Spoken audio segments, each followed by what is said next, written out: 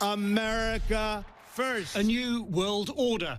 Presidential decrees cascading from President Trump's pen.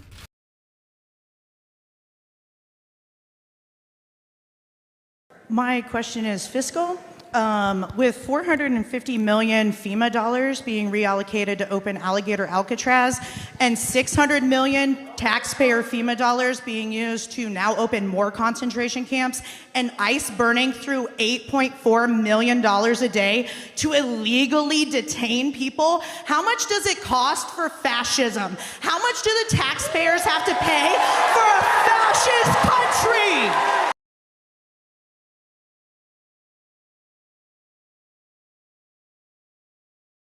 I've been in Spokane for 39 years from New Jersey. I've never been involved in politics before, but this is getting really scary. Okay, so the things that frighten me is the way this insane president talks about Canada as a 51st state. Taking Panama by force and buying Greenland. How does this person qualify as sane? Why is he not being impeached right now?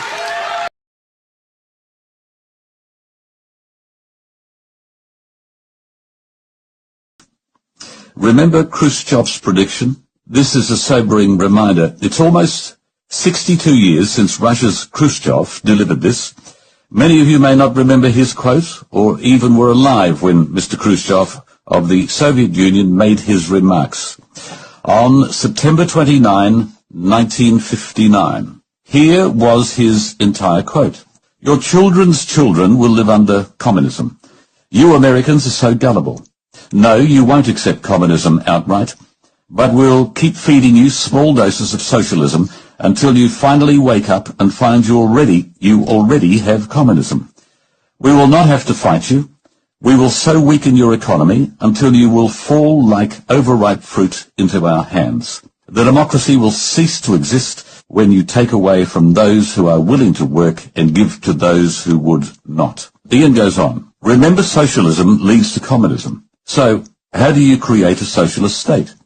There are 9 levels of control. Read the following recipe. 1. Healthcare. Control healthcare and you control the people. 2. Poverty. Increasing the poverty level as high as possible, poor people are easier to control and will not fight back if you're providing everything for them. 3. Debt. Increase the debt to an unsustainable level. That way you're able to increase taxes and this will produce more poverty. 4. Gun control. Remove the ability to defend themselves from the government. That way you're able to create a police state.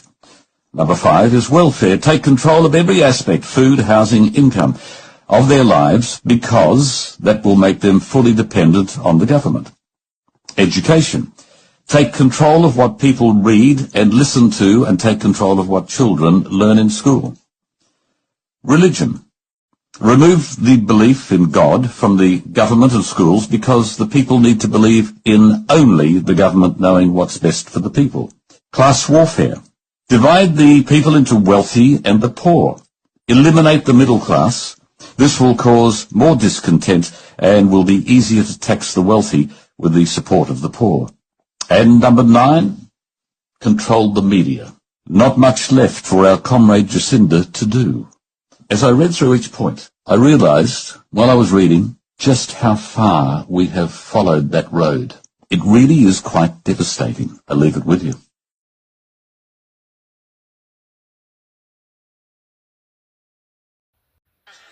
Why does it seem like when you make your voting decisions, they're based on capital rather than the working class? Billionaires and corporations got their tax issues enshrined into law forever, but the working class gets a no tax on tips or overtime that only applies to some of us, and now we wind up in a situation where we are.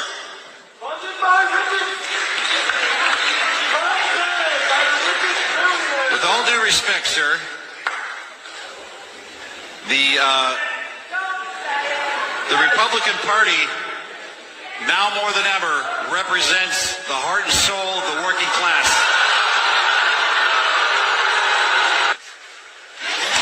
I want to go right into this bill because I know this is something a lot of people have questions about. And quite frankly, from where I sit, there's been a lot of misinformation out there about the bill. Would you sign on or write up a bill for Medicare for all? We've got Medicare now. We can start rolling back the age 5, 10 years at a time. Would you support that? We can't afford that. Yes, you can. I truly believe this bill protects Medicaid for the future. With $450 million FEMA dollars being reallocated to open Alligator Alcatraz and $600 million taxpayer FEMA dollars being used to now open more concentration camps and ICE burning through $8.4 million a day to illegally detain people, how much does it cost for fascism? How much do the taxpayers have to pay for a fascist country? Americans went to the polls in November, and they had a choice between a Democratic candidate that had an open border, no enforcement, fentanyl, drugs, human trafficking.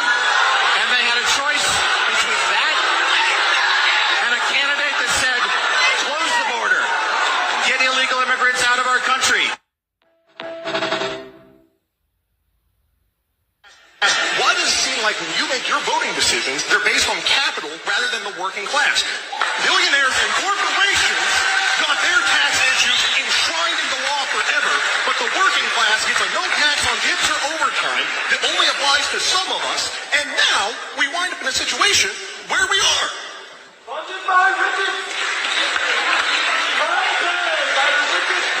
With all due respect, sir, the Republican Party, now more than ever, represents the heart and soul of the working class.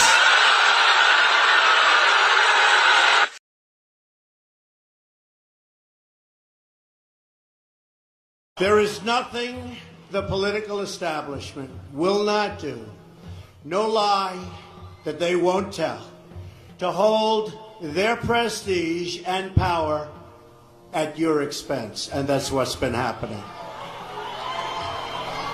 The Washington establishment and the financial and media corporations that fund it exist for only one reason: to protect and enrich itself.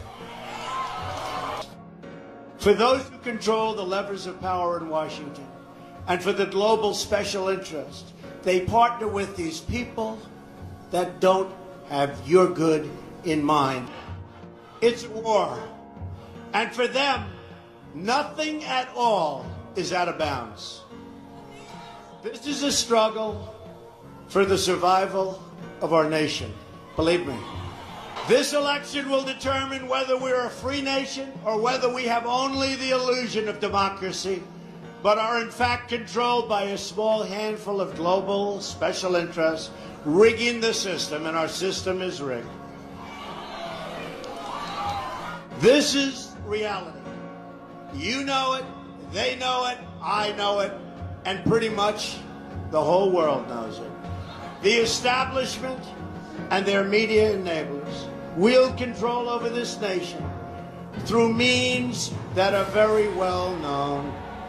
They will lie, lie, lie, and then again, they will do worse than that. They will do whatever's necessary. A great civilization here in America and across the civilized world has come upon a moment of reckoning. We've seen it in the United Kingdom, where they voted to liberate themselves from global government and global trade deals and global immigration deals that have destroyed their sovereignty and have destroyed many of those nations. But the central base of world political power is right here in America. And it is our corrupt political establishment that is the greatest power behind the efforts at radical globalization and the disenfranchisement of working people. Their financial resources are virtually unlimited. Their political resources are unlimited. Their media resources are unmatched. And most importantly, the depths of their immorality is absolutely unlimited.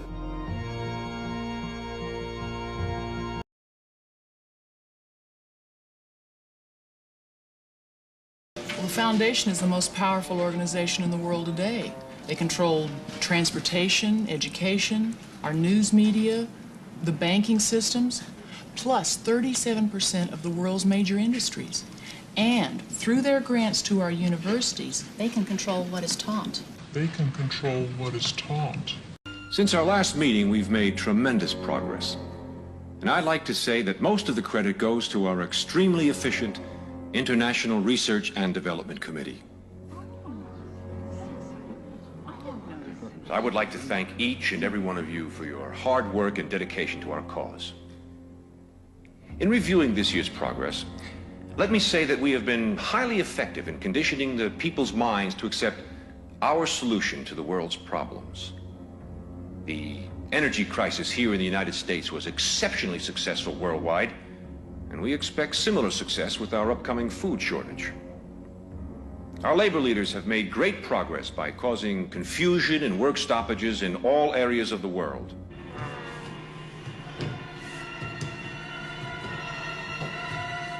Financially, the dollar is being devalued even faster than we could have hoped. Politically, the public has lost total confidence in any form of government. The threat of universal war is a daily possibility.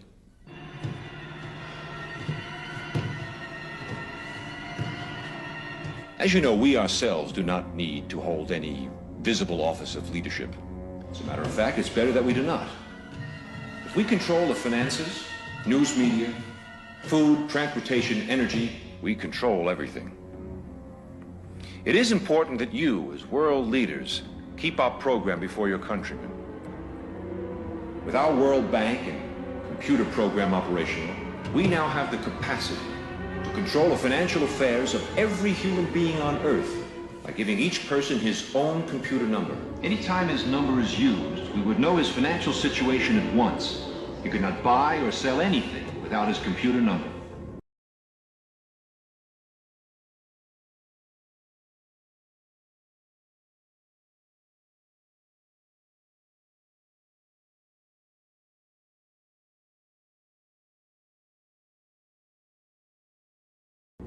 It will simplify their lifestyles tremendously. The end result will be a one-world monetary and government system that we alone will control. Yes. What about the people who forget their number, or their cards are lost or stolen? We've made provisions for that. By using this laser imprinter, we can painlessly and permanently affix the person's number to the back of his hand or his forehead if he so desires. The numbers would be easily read by this new ultraviolet scanning equipment. For the purposes of demonstration, I've had such a number imprinted on myself.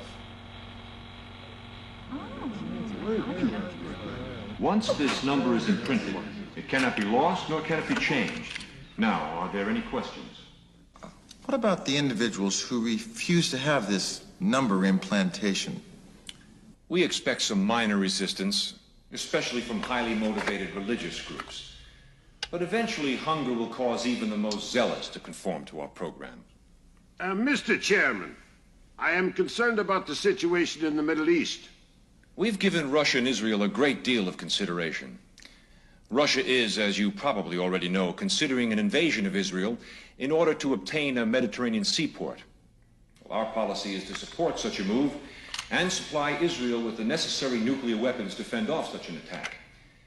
The mental conditioning of the Israelis is he has nothing to lose, and subsequently will attack the Russians before they can get their planes off the ground. Gentlemen, I believe that within a year, 2 at the most, our one world government will be a reality. If we continue on our present course, It is my opinion that we could present the devil himself as a world leader, and the people would accept him. We're going to have a 6 and another 6 and another 6, so we'll keep going. It was Trump's first 6 months, everybody. White House, they posted a meme of Trump. So check this out. We achieved more in 6 months than almost any administration could accomplish in 8 years, and we're going to have a lot of good 6 months left. We're going to have a 6 and another 6 and another 6, so we'll keep going. We're going to have a 6 and another 6 and another 6, so we'll keep going. Why did he say that? We're going to have a 6 and another 6 and another 6. You did that on purpose, bro, right? Yeah, it's so obvious, blatant, that he's either like so controlled that he can't say no to anything, or he's trying to wake people up and he's playing along with it. And then check this out. This was a clip of the news talking about that. President Trump is marking 6 months in office. The White House is touting what the administration sees as one success after another, but there are plenty of challenges. They're talking about Trump's first 6 months at 6:06 a.m. with 66 degrees outside. What are the odds of that?